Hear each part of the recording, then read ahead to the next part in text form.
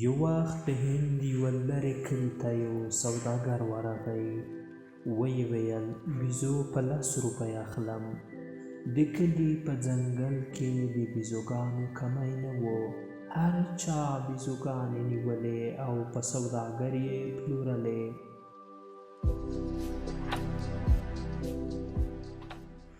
څه موده تېره نه وه چې بیزوګانې کمې شوې. کلیوالو یې نیولو ته زړه نه ښه کاوه. سوداګر وویل په 20 روپۍ اخلم.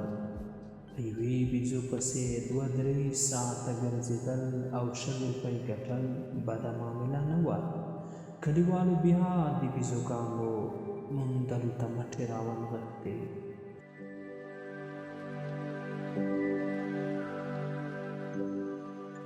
خو لا ډېره موده نه وه تېره چې بیزوګانې بیخي کمې شوې.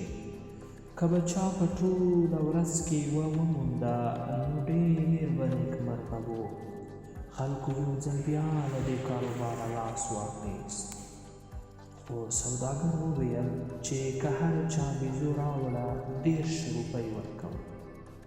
دې خبرې مو کلیوال بیا په بیزوګانو پسې ځنګلونو ته واستول.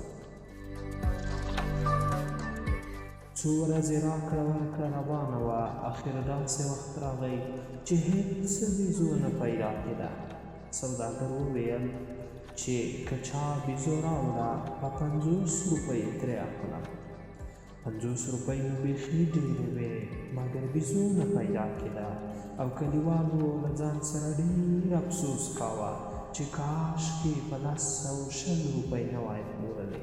اوس به بیزوګانې هم ډېرې وای او ارزښت به یې هم ډېر لوړ و.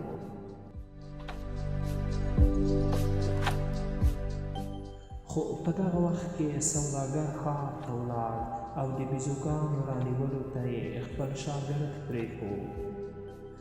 شاګرد یې کلیوالو ته وویل راځئ یوه معامله وکړو. بیزوګانې په 50 روپۍ رانه واخلئ او بېرته یې په سوداګر باندې په 60 روپۍ وپلورئ. کلیوالو سادهګانو همداسې وکړل. وروسته بیا شاګرد هم په تاجر پسې لاړ او غایب شو. پاتې شول کلیوال او د دوی د ځنګله په زرګونو بیزوګان.